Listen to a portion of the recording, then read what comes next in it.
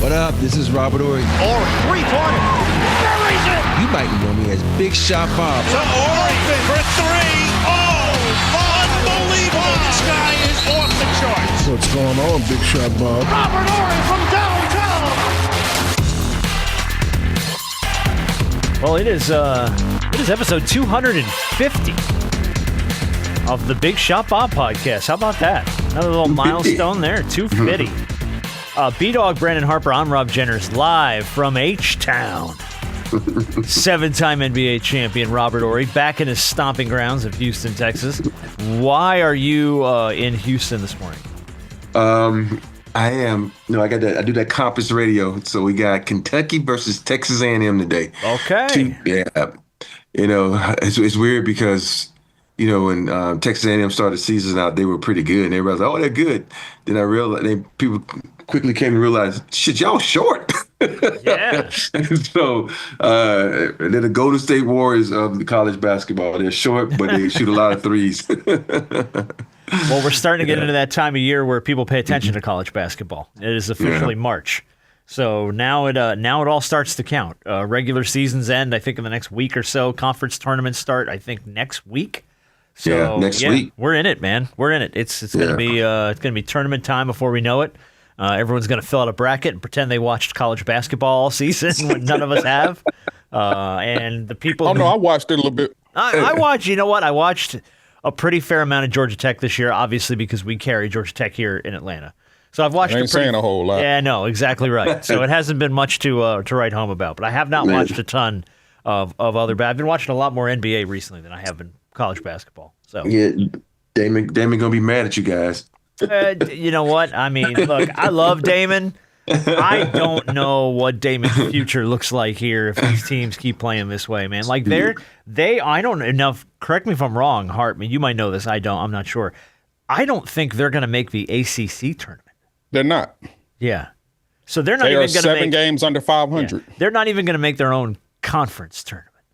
So how's that work in their conference? Then I know in the Big Ten they changed it this year where they let every team in. Yeah, no, every team in the ACC does not get into the ACC. I think like the 2 or 3 lowest seeded teams in the conference will not make the conference tournament. I think is what it is. Because I think they have an odd number of teams, if I'm not mistaken. I think there's like 17 or something in the ACC. Something like that.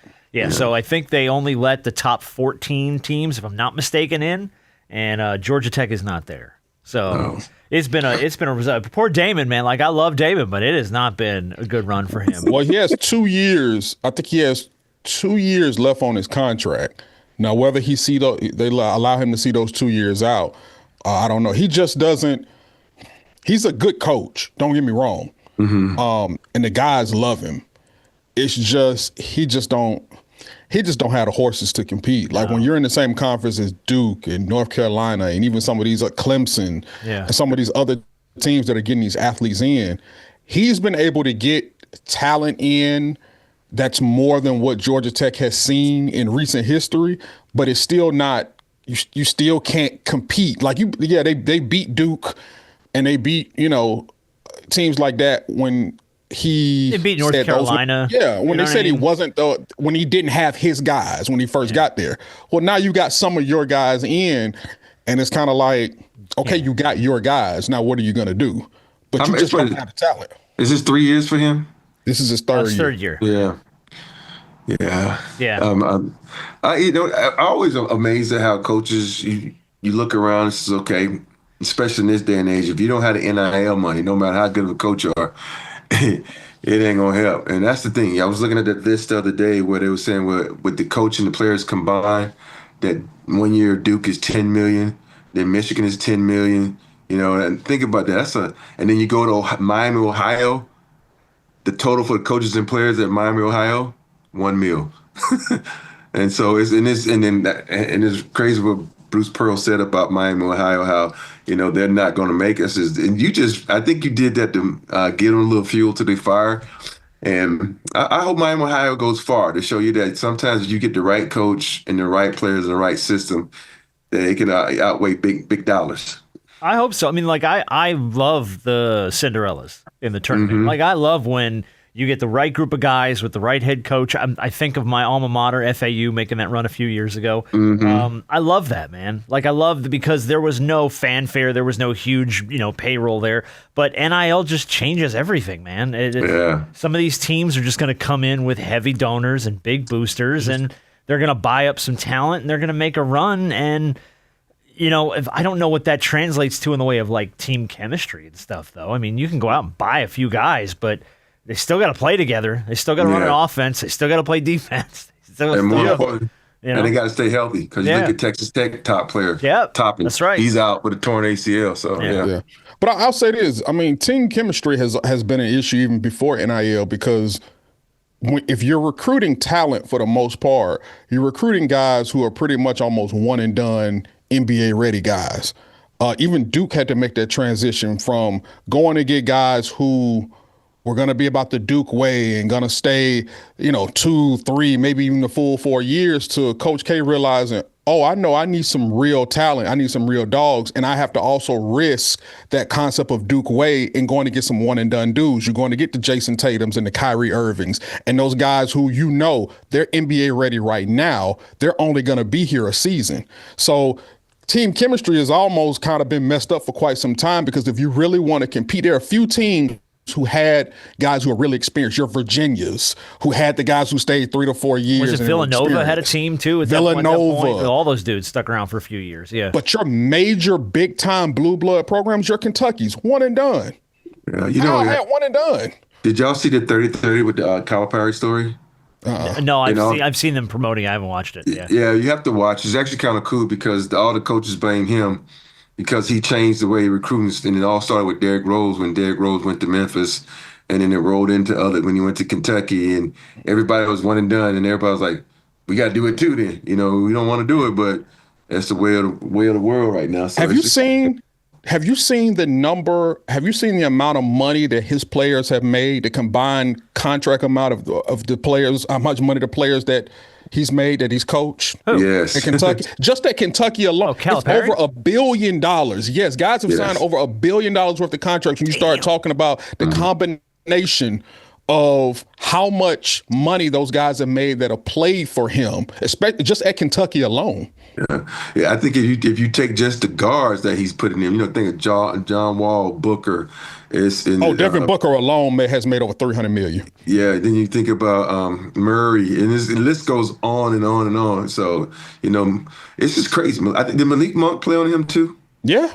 Yeah. So man, it's just crazy all the one and dones that he put in the league, and it makes you think of like it's a cool statement that he says. He says something that's to the lines of people get mad at me for this, but my job is to get them to the next level. What they want to do is you go to college to get a good job. It's a shit.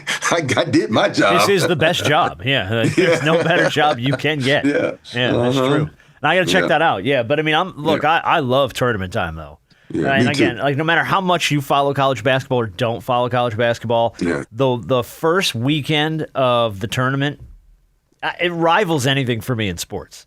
Because it's so much. I mean, it starts at like noon and it goes all night long, and it's upsets and buzzer beaters and people throwing their brackets off the roof. Like, dude, it's great. I love it. It's so much fun. And it doesn't matter how much you know about it. Well, look, speaking of one and dones, I don't know if we were really expecting to get what we've got here in Atlanta out of Jonathan Kuminga, but damn, the people in the Bay Area right now are pissed off because Kuminga's first 3 games with the Hawks, 27, 7 rebounds, 4 assists. 17 points, 9 rebounds, 3 assists. 20 points, 7 rebounds, 3 assists. Hawks are 3-0 with Kuminga in the lineup. So my question to you guys is this just a guy who's got a little freedom to play here and he's getting to stretch out a little bit, or did this really kind of point to signs that the Warriors really fumbled this guy? Well, I think when you watch when he played in Golden State, he did these things. Think about in the playoffs, he was like, oh, shit, I'm out of players. Let's still Kuminga, and he gets 20 points. I think the thing with him is the fact that he breaks the plays more than he needs to. And when you're a guy like Kerr, he wants the system ran because that's how successful. Even though it looks chaotic, what the Golden State does is a method to their madness. And I think when you in the system with a bunch of young guys, sometimes you take the reins off and let them go. And I think it's perfect for him. Certain people can't play in systems, and you got certain people who thrive in systems. I was a system guy, and so I think for me, when you watch him, you have to coach the player, not coach a system sometimes. And I think he found a place that he can, let him roam a little bit. But how long is it going to last is the question. Oh, I don't know. Yeah, it's a great question. Yeah, because that playing like the way he does can frustrate your teammates. So I'll put certain things into perspective because I don't want to take anything away from what Kuminga has done, because he stepped in and he's really played amazing. Because a lot of this is new environment. When you're out of an environment that it's like this rain cloud that's hovering over you and you just can't wait to get out. So him coming to Atlanta is like the clouds parting and it's nothing but sunshine because now he's actually somewhere, where he wants to be, and it's giving him the opportunity to actually play and be himself. I will say this. People got to hold their horses just for a little bit, because even though they're 3-0, 2 of those wins have come against the Wizards. And that third win came against Portland. Don't let the facts get in the way of a good story, Harper. You're right. He's played well, and I'm not knocking it, and I hope this trend continues. I do too, but you gotta give this a little bit more of a runway. Now, I always say this, he's gifted. He is an athlete, and we've seen him fly numerous times throughout these 3 games, and we've seen him inject a level of energy into this team that really wasn't there before. So we'll see when they start going up against, better competition. You have the Sixers coming up, even though the Sixers don't have Joel Embiid. Again. But that's better competition. The Bucks just got Giannis back. So we'll see what that looks like. So we'll see. I think he's a heck of a player, but we'll see how it all unfolds as time goes on. He ingratiates himself more in this team, and they start, playing some teams that have, some better records here. Rob, you're giggling. Why are you giggling? Because when he said Joel Embiid, I'm like, Again. Look, death taxes and Joel Embiid. Well, yeah, I mean, they've had a good run with him this season. Yeah. Like he's had a nice little stretch, but I think everybody was kind of waiting for the other shoe to drop. Like, when's it going to go? And then just bang, there it is. Like, oh, there you go. And he's out again. Now, I think that he's got I thought it was like a strain or something. I don't know what the hell it was. But I mean, nothing major. It's not like it's season ending. They're going to reevaluate him, I think, in a few games. So we'll see where he's at. But I feel like if the Sixers are in the mix for a playoff spot, they're probably going to see what they can do without him and hold him down until they get to the postseason and make sure he's fully rested. Yeah. But we'll see. I look, we're on the Hawks. So we have to talk about what came up in the group chat the other night. And what seems to have set the world on fire the last few days. Magic City night in Atlanta. Hawks paying tribute to the famous strip club here in Atlanta, Magic City, to celebrate, quote, an iconic cultural institution is how it's being billed by the Hawks. I personally have no issue with it. I've never been to Magic City. I have no intentions to go to Magic City. I've heard the lemon pepper wings are fire. I've heard that from everybody. But I'm not as up in arms as a lot of the internet seemed to be. There's even guys on TV. We had Stephen A. and Big Perk talking about it on First Take. Yeah. I have no problem with it whatsoever. Magic City in Atlanta, Magic City is Atlanta. When you talk about the culture, you can't bring up Atlanta without saying Magic City. And listen, I'm going to tell you this. It's not one NBA player in the history of the NBA that hasn't been to Magic City when they went to Atlanta. They are playing the Magic. Let me piggyback off of what Big Perk just said. It ain't just the basketball players that have frequented that in the past. I've been there. I can confirm that their lemon pepper wings are delicious and that the scenery is fabulous. I'm going to put you on the spot. I don't mean to be an ass, but have you been there, Rob? The first time I ever went to Magic City, I was a sophomore in college. And I was in there with the late, great Derek Thomas and Cornelius Bennett. And I went in there for the first time, and I was like, holy shit, what is going on in here? You were in good company, too. Holy crap. Yeah. That's awesome. And it was so weird that, I'm thinking about it. I'm a little country boy, small town. And we were there, and they says, come on, man, we're going to go over to Magic City. I'm like, what the hell is Magic City? You'll see. You'll see. You're going to find out. Yeah, yes. And so, yes, I've been to Magic City. And, okay. And it was weird because when we used to come to Atlanta every summer, one of my good friends at Dan Raspberry, we would ride by, and there used to be a guy set up with a little barbecue pit out there. So we would personally ride by and get those ribs and keep going. So I don't know if the pit master's still out there, but I hadn't been there in years. So, but yeah. I don't know if they're still at Magic City, but you do see them all over Atlanta. There is constantly restaurants and clubs and bars and stuff that have the pit masters out front, just cooking, and that food. Look, man, if anybody can pull this off, it's the city of Atlanta. Atlanta is a very unique place. I'm born and raised in this city. I have been to Magic City over the years a few times. I won't say how many. It ain't been many, but it's been more than one. Okay. I have had the wings, and I'm not a frequent strip club goer. That's just not me. But I've been to pretty much every strip club in Atlanta. Okay. Even Strokers? Yeah, I've been to Strokers before. I've been to Strokers, Follies, Onyx. Yeah, I've been to all of them. Yeah. Yeah. Cheetah has some decent food. No, real talk. No, I know. No. You're 100% right, because that's one of the things when this week's game, by the way, is going to be it's called Eat In or Take It Off. I'm going to give you the name and the city of location, and you have to just tell me, is it a strip club or is it a restaurant? So we'll play this. But when I was doing the homework for the game, a lot of these strip clubs are like, the food's outstanding. They make great, like there's lists on the internet of like strip clubs with the best food. Did the one in Denver come up? There are. We can't tell you that. That's part of the game. There is one in the game from Denver. I'm not going to give it away, but there is one in the game from Denver, Colorado. It was one in Denver, and we actually went to a steakhouse, but it was connected to the strip club. There's one in Denver, and I left it off. You're right. I left it off the game because it's called like something. I can't remember the name of it, but it's called Steakhouse, and I'm like, wait a minute, it's a strip club, but it's called like Porsche Steakhouse or something like that. It's got a weird, but I'm like, huh?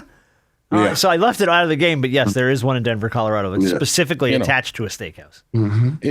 But I'll say this: like, look, there aren't many cities that can do this, and obviously they have the Magic City Hawks collaboration hoodie that went on pre-sale. The pre-sale ended yesterday. It was up for a couple of days.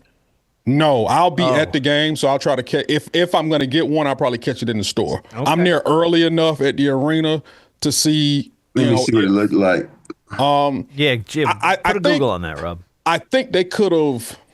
There's nothing on the back of the hoodie, and I think they kind of dropped the ball a bit by not putting the Hawks logo on the back of the hoodie. Okay. Maybe just James Harden's beard. As a tribute, like a captain's patch almost. No. Put somebody there. I like that. It's kind of cool. No, it's a dope hoodie, but my thing is they could have put, if they're going to put anybody there, any player there, you should have put Lou Will on the back. Yeah, because he was famously, shut down during COVID for going to Magic City. But here's what's his name from the, Rob, what's his name from the Spurs put out a statement saying that he feels as though Atlanta. Luke Kornet. Oh, yeah. So Luke Kornet from the Spurs, after doing a little homework on what the event was, didn't know what Magic City was, has respectfully asked the Hawks to cancel the event. And no offense to Luke Kornet, but get your ass out of here. What are you talking about? There's they've gotten so much publicity off this that they're 100% going to go through with it. Mm-hmm. And and that's not a dig at Luke Kornet, but like, who the F are you, Luke Kornet? Like, the Hawks ain't going to blow up this huge publicity machine because one dude's like, well, I don't know. I don't like it. Like, it's just not going to go down that way. But were you at all we laugh about it. We thought it was funny. Were you at all thrown by it, like the fact that they're doing this? I thought it was a joke first, and then I looked at it like, this would be something Atlanta do, because I remember when I first started going, playing in the league and go to Hawks game. They will all have crazy promotions where you get, 2-for-1 tickets. They have, had Ludacris performing. Oh yeah, half times, notoriously, yeah. Yeah, and they would have, I remember one time, I don't know who was performing, but people didn't start coming into the game to the fourth quarter because they wanted to see the concert after the game. And so it was like, what's the hell going on in Atlanta? We were at a game. They couldn't get people in the stands. We were at a game years ago where nobody was in the seats in the first quarter, and by like midway through the second quarter, people started to flood into the building because 2 Chainz was performing at halftime. And I was like, y'all didn't come to see the game, but you're coming to see 2 Chainz? Okay, that's fine. I hung out for the game, man. The game was good, but... Well, I mean, T.I. is performing at halftime. Yes, they've had a lot of those. So, yeah. Oh, T.I.'s performing? He's performing at halftime, yeah. And when is this game, tonight? No, March 16th. Yeah. Monday, March 16th. Shit, I might have to... Damn it, I'll be in. I want to go see T.I. Come on, man. Dude, I bet you the Hawks would love to have you at this game. They would love to have you at this game. Everybody else going to be there. It's going to be a who's who. The game is sold out. Oh, dude, it's going to be a madhouse. It's going to be a straight madhouse. Are they giving away hoodies? Or no, you got to pay. They're $125, $125, brother. Okay. Oh, damn.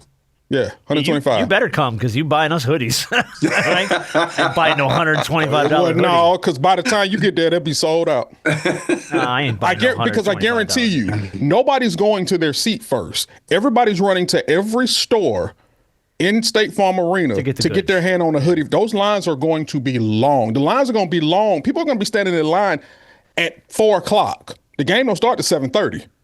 So you know how NBA is really strict about their logos and stuff. So since Atlanta, they probably own their logo, right?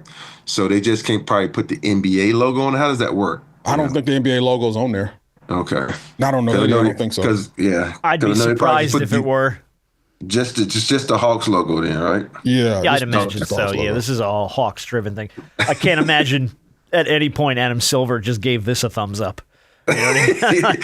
Hey, man, Adam Silver probably had them wings too. What you talking about? Maybe. You're right. But this is Adam Silver likes the lemon pepper. You're right. But March 16th, I mean, because like I said, we've never seen anything done before. The Hawks have always, regardless of whatever you think about the product on the floor, from a marketing and promotional standpoint, there may not be a better department in the NBA than the Hawks promotion and marketing department. When it comes to that, when it comes to them taking advantage of the city that they're in, the ideas that they have, and the way they go about their marketing, it's the reason why they're one of the tops in the NBA for quite some time now. Their social media team too, it's just different, and it's all kudos to the city that we live in. Yeah. Well, I mean, like they're not afraid to do stuff like this. I imagine there's tons of teams in the league that wouldn't touch this for nothing. And the Hawks are just like, screw it. We're a 500 team. Let's go. My thing is, let's make it happen. I mean, Houston could do something like this. I was just about to say that. The question is, would Houston do something like this? Tim like, nah, we don't even touch that, dude, because I own half of Houston, so we good. Yeah, let's not ruffle any feathers. Matter of fact, I'm in this building right now. I'm in Post Oak. It's like, what are y'all talking about? Yeah, but the thing about Houston, will it be Treasures or would it be the men's club? Those are the top 2 strip clubs here. I heard. Yeah, I heard. I wouldn't know. I heard guys talk. Yeah, my ear to the streets. It tell me Treasures and the men's club are the top 2 here. Oh goodness. When's the last time you worked? Besides the Compass games you're doing, have you worked Sunday. Spectrum? I you were there Sunday. I had Spectrum. Yeah, so I had the Lakers game against the lowly Kings, who were last in the league, who are just sad. Yes, sad team to watch. Mm-hmm. I don't know how much of this we really want to get into. There's been a lot of stuff going online this week about the back and forth that JJ and Luka had on the sideline with the kind of shouting back and shouting at each other. And to me, like, I don't know. To me, it didn't scream like dysfunction. It was just like heat of the moment. Like it's a coach and a player exchanging some words in the heat of the moment. It was like they didn't get in each other's faces. They weren't pushing or shoving. You didn't throw a towel at the guy. You know what I mean? Like there's not. To me, it was very like I don't know. It's just very that's stuff that happens between coaches and players in every game. Yeah. But I think because it was Luka, it was like, Yeah. under the spotlight. Well, especially when you think about, players now, you look at a lot of the coaches, the coaches are like maybe 2-3 years removed from playing against other players. So there's a different type of relationship. Yeah. If let's say if that had been Pop, it wouldn't have been, a scream. It would have been Rudy or, Phil. It wouldn't have been a screaming because, JJ gets out there and he plays with the guys, have shoot around. So it's a different type of relationship. So you're going to have that. So I view that. I saw it as everybody like, oh, he's mad at him because he's not playing defense. Oh, no, that's just them having a good relationship. They can do that with one another and then let it go. And that still might be true. Like both things could be true. He could be mad at him that he's not playing defense, but he's just having a back and forth with one of his guys. Yeah. And I feel like that happens on any bench on any team. But of course, because it's the Lakers, it's under the magnifying glass. And it doesn't hurt, or doesn't help, I should say, that Barkley is on TV just stoking the flames for everybody. I get sick of people talking about their contenders.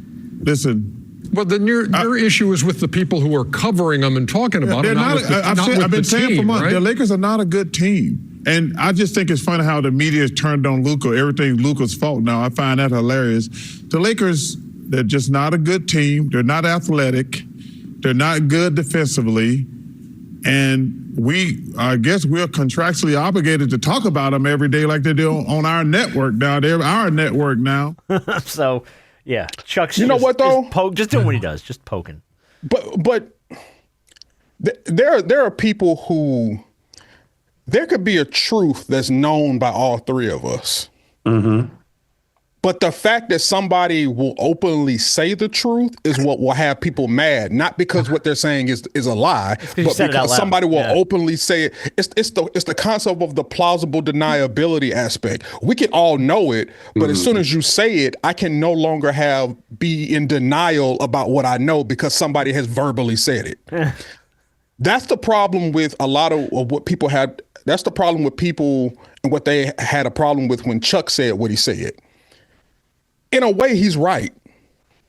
And obviously, everybody knows the Lakers are my team. I love them, but that doesn't mean you avoid the truth. They don't look good.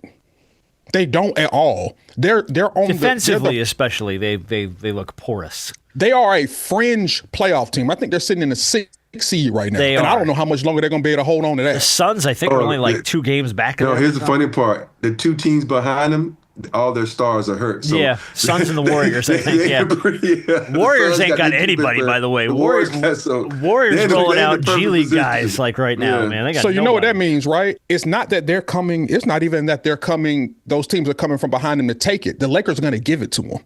Well, also they only 1 game out of 3rd place. That's the crazy part. Yeah, it's that. Well, they're starting to get a little bit stretched though. It's starting to look like those teams near the top of the West are gonna. Well, right now it's the Spurs and the Thunder. The Spurs and the Thunder have distanced themselves really from everybody. Yeah. But 3 through 6. Yeah, I think it's 2 games or a game and a half or something between them all. They're real close.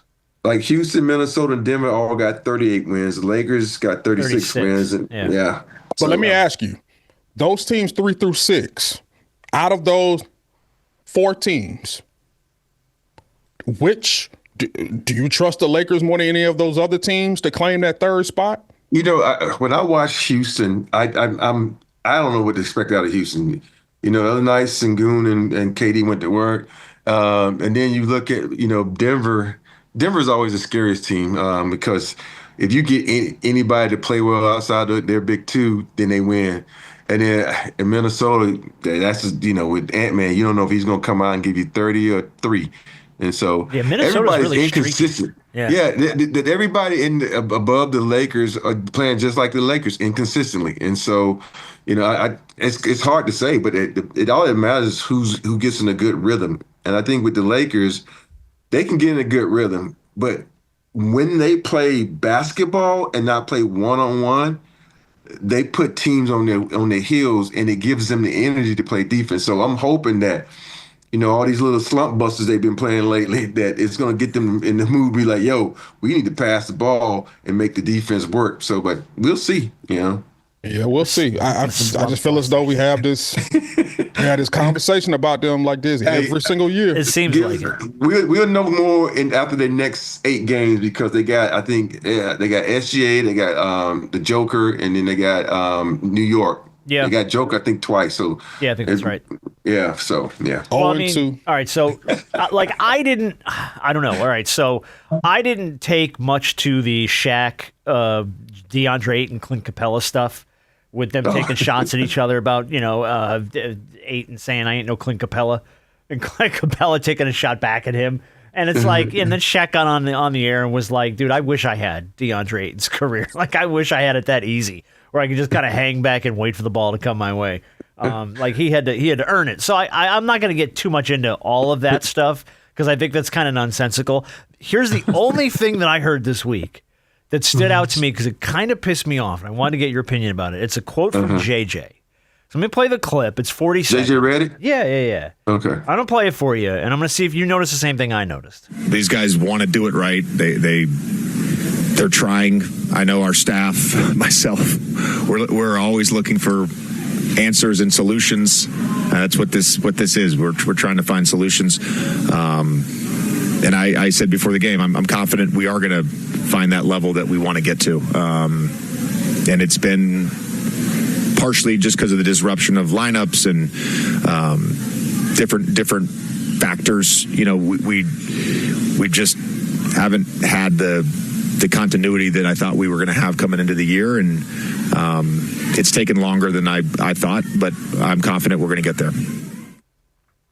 Now that was after a win. Mm-hmm. Anything about that jump out to you? Because there's one thing about it to me that really stood out. You tell me which way you go with this, then I'll chime in. We're going to get there. Y'all got 20 games left in the fucking season.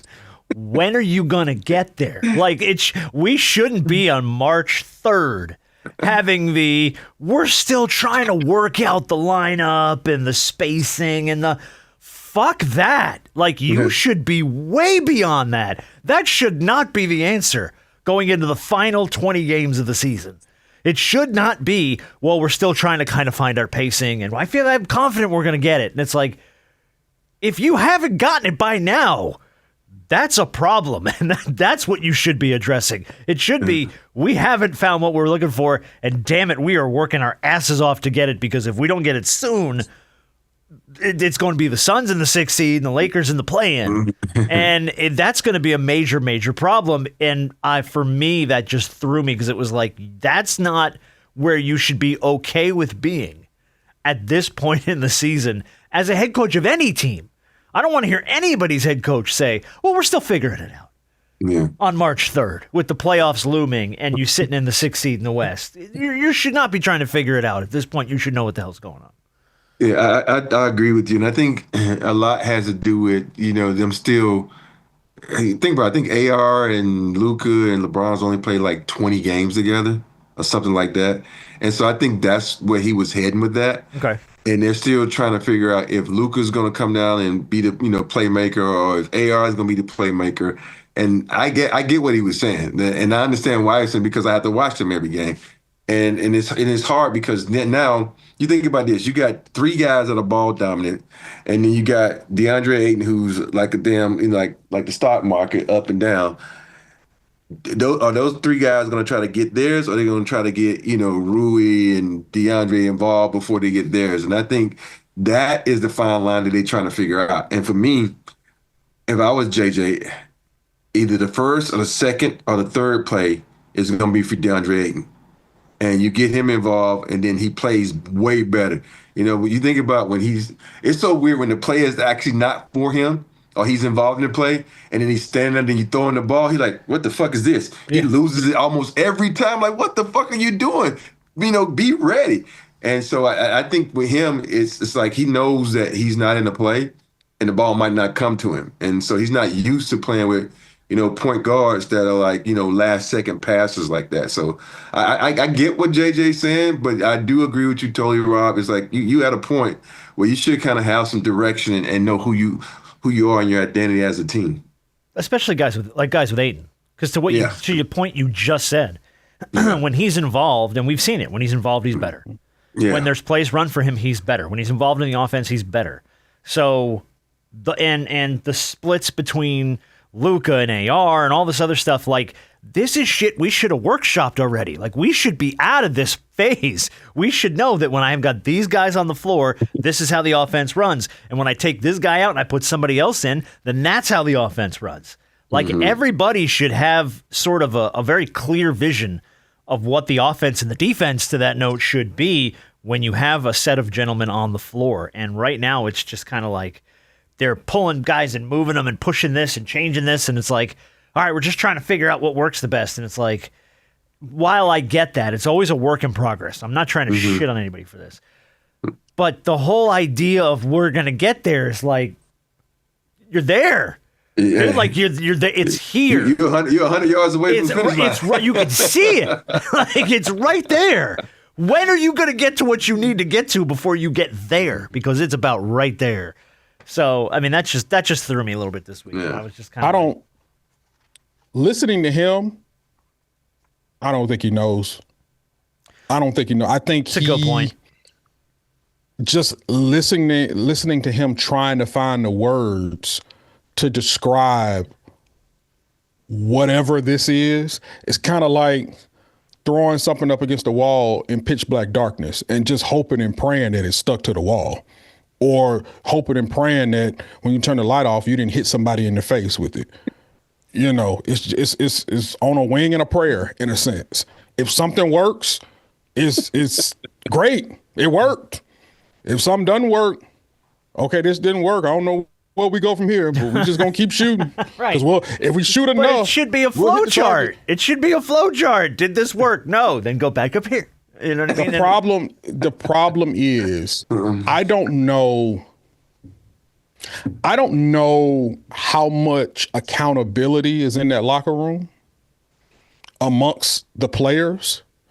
And this is not a shot at LeBron or Luka or anything, even though those are the leaders of your team. I don't know. The thing with LeBron is that I really do think LeBron has a foot out the door. I don't think LeBron is here next year. I think if he decides, I know the Lakers saying, well, if he wants to come back, we'll welcome him back, cool, whatever. But if LeBron sees himself as being able to have any left of juice to push for a title, it's not going to be in L.A. It's not going to be in L.A. I just don't think the Lakers, they have enough to be able to push to win a title. Now, they got Luka, so you're going to be relevant there, him wearing a Lakers jersey, cool. He's a whatever. wild card. Yeah. Right. But the way this team is built and comprised, I just don't see them winning or really being, now it's about matchups, I get it, but I just don't see them being a contender and going deep and making a playoff run to be able to compete for a title. I just don't see it. They're just not consistent enough, and the team is not built for it. Yeah. It's a good point. Yeah. It's a good point. It's going to be this. I think next year it's only going to be two teams he's going to play for, Cleveland or the Lakers. I think he goes back to Cleveland. I feel like that's just because he knows his career is ending in the next season or two. But it would be kind of cool to see him and James Harden on the team together. That would be cool. Yeah, but I if I had to put my money on it, I think he stays with the Lakers. Okay. Just for the fact that everything he's doing off the court is in LA. I think about, we always talk about the boys, but his daughter is such a great dancer, and think about, is there going to be any dance studios in Cleveland that's going to be worth her while? So I think the one thing that we don't really talk about with LeBron is how great of a father he is. Mm-hmm. And I think what he's doing for his kids is amazing. So I think, we always talk about the boys because, everybody wants someone to follow in their dad's footsteps. But I think it's going to come down to his little girl and the fact that she is an amazing dancer and she has more opportunities for her and her career. So he's going to stay in L.A. But she's also a volleyball player. Yeah. She's very much into volleyball. Bron has already said he's a volleyball dad, wanting to be at a lot of her matches and support that. So, yeah, the boys are doing basketball. She's doing volleyball. Yeah. And I think, too, no matter where he goes, she'll have opportunity because she's LeBron James' daughter. Yeah, you know what I mean? And it's not like, it's not to be unfair, but it's like somebody's going to give her whatever she wants to be, wherever she wants to be.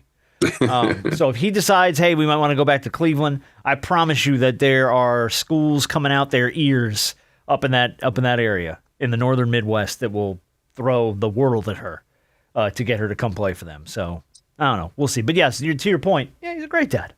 And nothing we ever speak of on LeBron James on this show has anything to do with him not being a good dad. Yeah. It just has to do with where are you going to end your career, and then what do you have left in the tank for the team you currently play for. Yeah. Because to Harp's point, if it's 1 foot out the door right now, then what does that? Where does that leave the damn Lakers this year? With a lot of cap space. Yeah, that's true. That's what people don't talk about. The Lakers going to have a lot of cap space, which they hadn't had in a long time. It's true. Yeah. And I think when you start talking about this new ownership and bringing more of the Dodgers people underneath that, those guys are known to do what? Spend money. They did it with the Dodgers. They'll do it with. If they'll do it with the Dodgers, you know they're going to do it with the Lakers. Yeah. Well, the thing is different. It was with the Dodgers. There is no cap. No, there is no just cap. Luxury tax. Yeah. But what I'm saying is, the reason why I said I do it with the Lakers is they're maybe more willing to dig into the luxury tax and pay it if my squad is winning for at least a certain amount of time. Yeah. Yeah. So that's what I mean by spending the money, that luxury. Okay, we'll pay the luxury tax if my team is winning and we're competing. Do you guys think Pelinka's here next year? Yeah.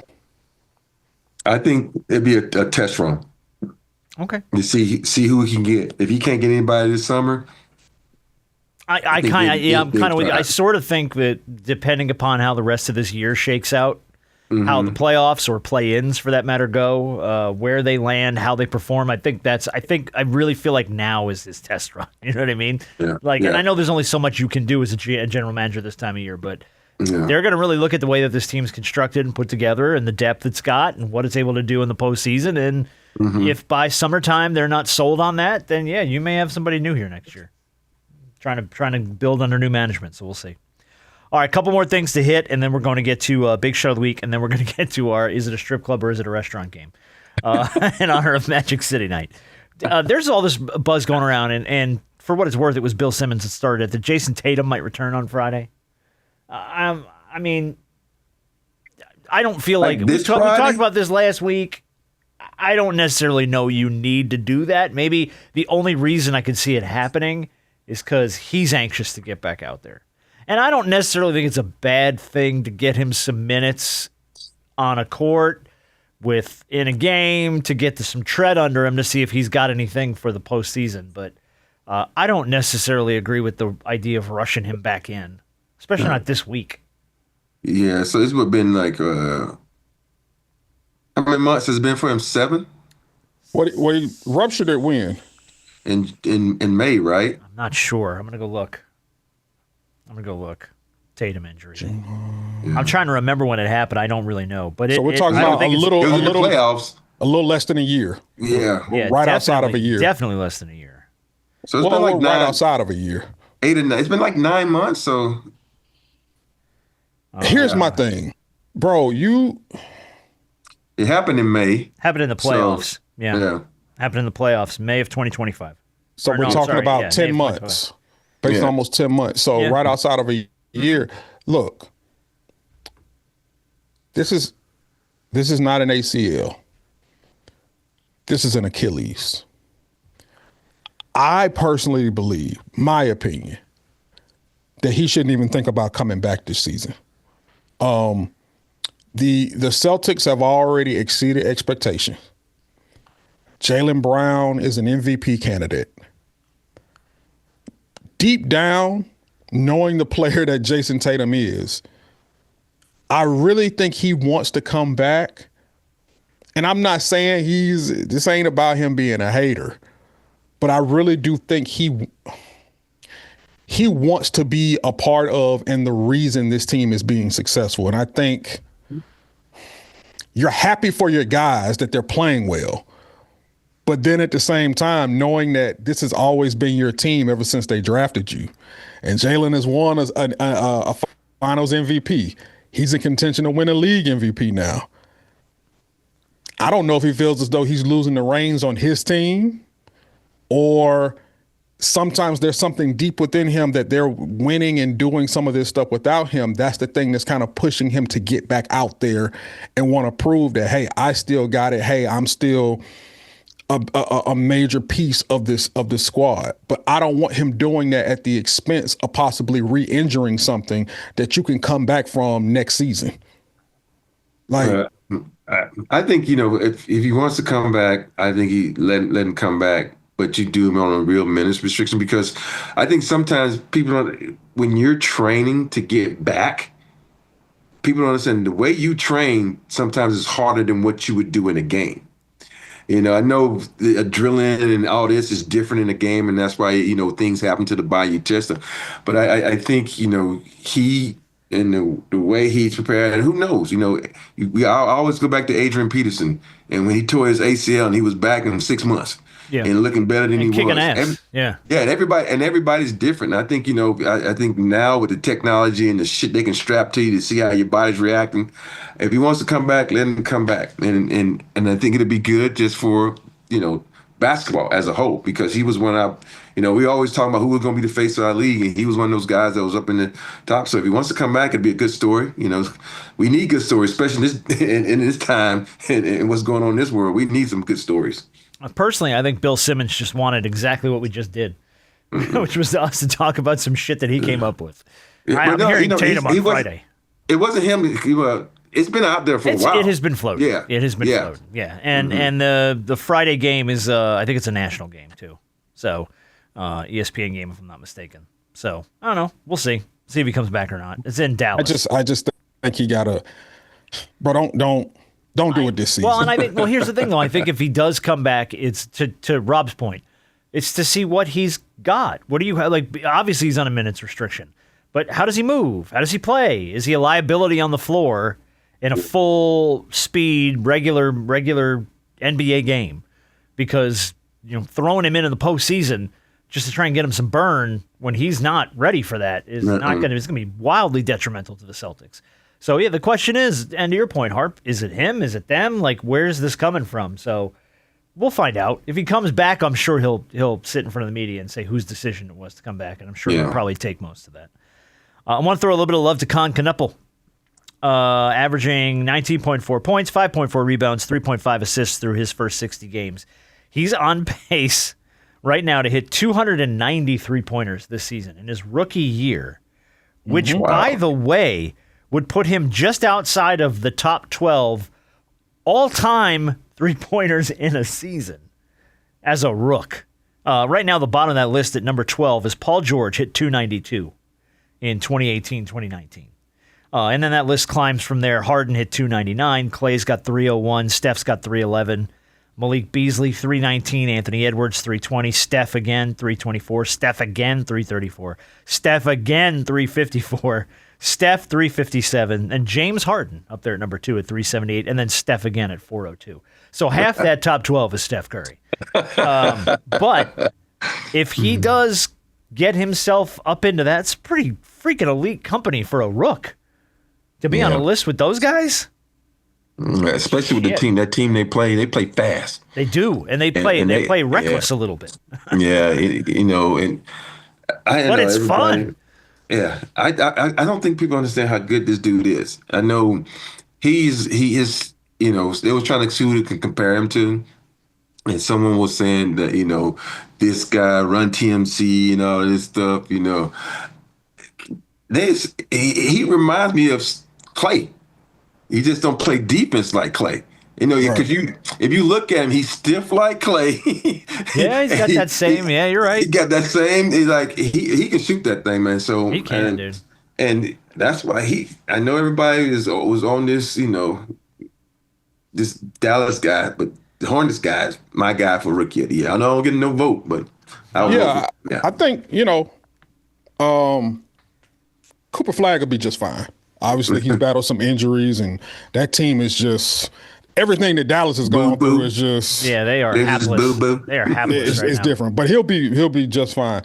Kon has really added a dynamic to that Charlotte team that they really needed. His ability to spread the floor, his ability. They have a very talented core. I've been saying this for quite some time. They have a very, very, very talented young core with Kon, Brandon Miller, LaMelo, and even sitting there, kind of snuck in there a bit because we kind of forgot about his transgressions and things that he's done, Miles Bridges. Yeah. People forget about him because he's no longer the franchise player. Right. But that core of those young guys just continuing to evolve. And part of that evolution, and I know this is kind of going off Kon, is just the maturity of LaMelo Ball. When we start talking about the advancement of this team, LaMelo's got to mature. If this team is going to do anything, he's got to be a lot more mature than what he's been. Yeah. You start giving some immature guys some money, they become more immature than what they've always been. So if this team wants to evolve, Kon is going to be a huge part of this. But that team, as talented as they are, they got to mature. And if they start to mature and make better choices when it comes to the things that they do, they'll be right there and they'll be all right. But he's added a dynamic. When he was at Duke, he was knocking them down. Yeah. And so I had no doubt that the way that the NBA is played today, that he was going to do the same thing in the league.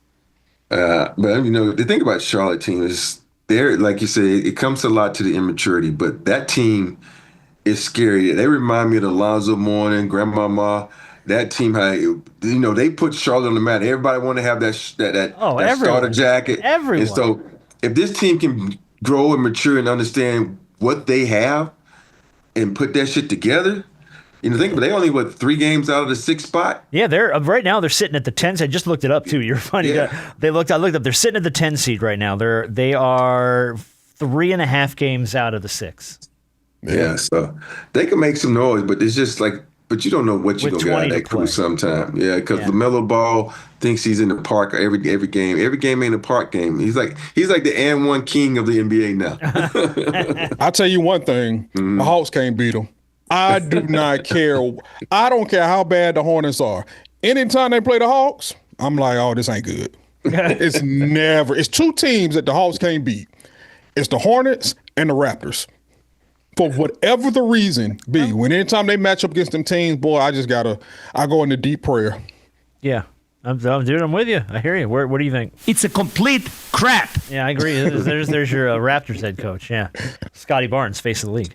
All right, let's do a big shot of the week. Then we're going to play this week's game. Big shot's going to go to 3 gentlemen named Kevin Place, Ralph Vollmert, and Rob Hernandez of Camelback Moving. And here is why. Kevin, who's the team leader of this moving company, had seen an Amber Alert on his phone earlier in the day for a young woman named Kalani Rogers. Yes. Did you see this story? Yes, I saw the story. Yes. So they were stopped at a gas station. He went in to get water, and he heard the security guard talking on the phone, I guess, to the cops saying, I think that little girl's outside. So he pops out and he sees the car that the security guard's talking about. He goes back to the truck and he tells the guys, hey, I think this is that girl that there's an Amber Alert for. So they go, all right, what do you want to do? And they're like, let's block the car in. They pulled them 2 moving trucks around, blocked the 2 exits to the gas station until police show up. Cops roll up within a few minutes. They move the trucks, 7 squad cars roll in and rescue the little girl and arrest the woman who was a 23-year-old. Mariana Noriega, who had, I guess, taken this little girl and caused the Amber Alert. But yeah, big shot of the week to the moving guys. So we're like, man, we're going to block this girl in. She ain't getting away. I saw that. And the good part about that is the video. And they was like, it's her. No, it's not. And the other guys on the phone looking it up. Oh, yeah. It is her. Yeah, it is her. Yeah. So it's a the real dash cool cam footage story, is great. Yeah, the dash cam footage is really good. Yeah, and the cops got there quick too, so that was a big one. Fast, they got there fast, and there were a bunch of them too. As soon as they moved that car, 7 cars just. Yeah, so so that goes to show you when if you see something, do something. Well, yeah, so, especially if it's we all get those Amber Alerts all the time, and we don't sometimes, and this is maybe just me speaking, you kind of see it and then you sort of dismiss it. Like, those guys were paying attention. They saw it, and then dude saw the car, was like, oh, shit. It just clicked for him.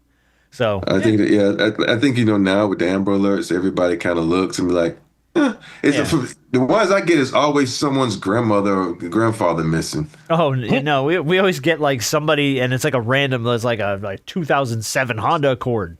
And you're like, man, I don't know what the fuck a 2007 Honda Accord looks like, man. Like, and then you see one drive by you and like, maybe that was it. And you're like, no, what am I talking about? I don't know what the hell I'm talking about. So at least these guys had the wherewithal to pay attention. So big shot of the week, gentlemen. All right. Eat in or take it off. When you look at the context of restaurants, a lot of them could be strip clubs, right? In and out. Steak and Shake. Five Guys? Maybe that's a different kind of strip club. But I'm just going to give you gentlemen a city and a name of an establishment. It is simply your job to tell me, is it a strip club or is it a reputable place to eat? And sometimes the two cross. So, but we're strip club or restaurant, and here we go. Washington, D.C. Meat in a box.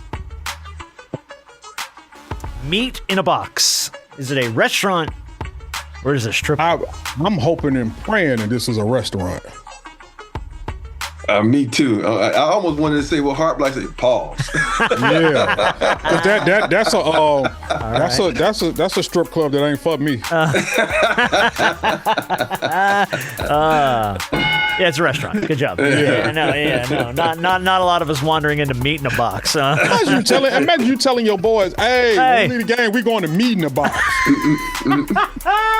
Yeah, I don't necessarily see that one landing. Hey, I was about to say they'd be like, hey. I would not be there. Let's do it. No. Nope. Oh, God. All right, Greenville, South Carolina. Racks and Ribs. Strip club. Yeah, that's a strip club. Both of you. Very good. Yeah, it is a strip club in I've actually driven by that. Racks and Ribs? Yes. Oh, it's so good. We serve racks and we serve ribs. Come get them both. All right, Tampa, Florida. The Chicken Strip. Hey, let me just say this. Tampa, Florida, I've never been, but from what I heard, has one of the best strip clubs in the world. Mons Venus. Yes. Like, whoa, how you know the name of it? Oh, because when I went to school in South Florida, everybody would be like, we're going to Tampa to go to Mons Venus. And I'm like, have fun. Yeah. I'm going to say strip club. All right. The Chicken Give me the name Strip. of it one more time. The Chicken Strip.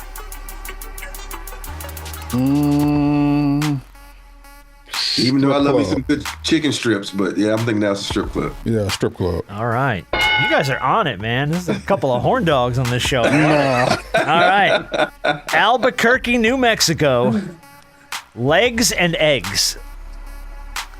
Restaurant or strip club? Legs and Eggs. It's a restaurant. I'm thinking it's a restaurant too. Very good. Very good. Legs and Eggs. I see y'all try Chicken place is pretty good.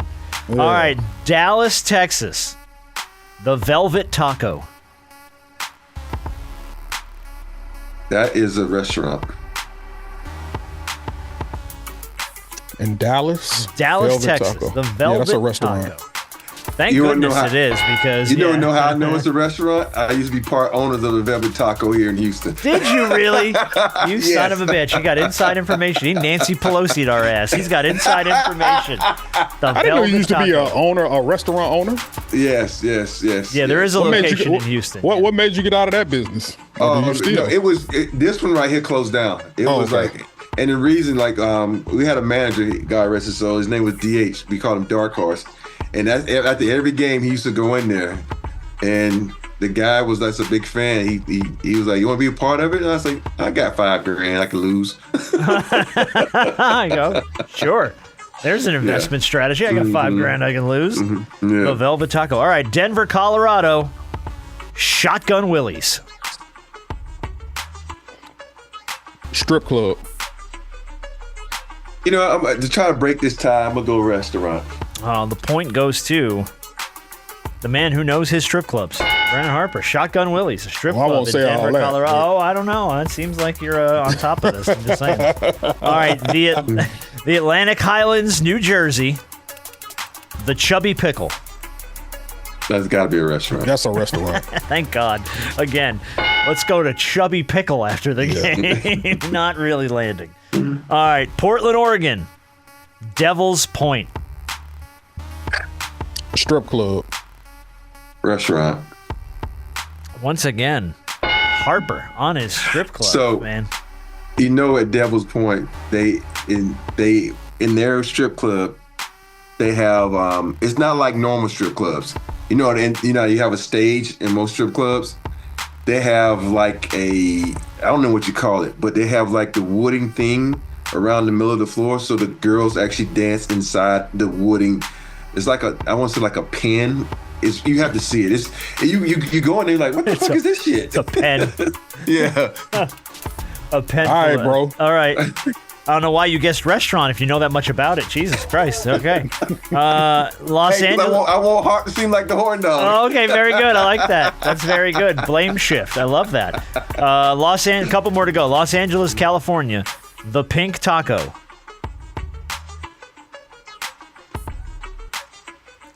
You know what? Let me tell you something. That sounds like a strip club for various obvious reasons. Are you going with strip club? I think I'm gonna go strip club here. It's actually a delivery place. It's a restaurant. Oh well, never mind. Yeah, Rob knows. Dang. Rob walked in hoping it was a strip club and was like, shit. You know what? Anything, I put it to you like this. Anything in LA, Houston, San Antonio. You gotta defer. Yeah, you gotta defer. The crazy thing about Pink Taco was like the first place that would deliver food and stuff. It was ahead of Uber Eats. So well, how about that? Pink Taco, yeah. There you go. A few more. Las Vegas, Nevada. Olympic Gardens. Oh, I think that's a strip club. This is a strip club. Both right. I've been there. You're not doing a good job blame shifting that horn dog thing anymore, by the way. Oh, I've been there. Yeah, no, I've been there. Hey, what happens in Vegas stays in Vegas. I wish that were true. Last couple. Dallas, Texas. The Slow Bone.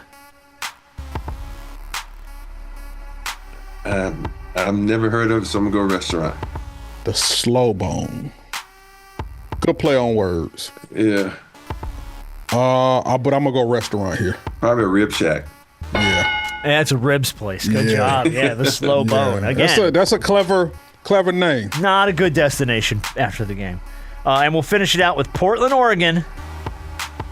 The Hairy Lobster. Portland, Oregon. The Hairy Lobster. That's got to be a restaurant. I'm hoping it's a restaurant. It is. And my God, who's eating at the Hairy Lobster, dude? What are you doing? What kind of name for a restaurant is that? That's even worse than the strip club name. We're going to the Hairy Lobster. No thanks. I'll pass. Well, we know who the horn dog is. Harp know every strip club in America. I don't. A lot of these are just guesses. They just all happen to be right, but they're just guesses.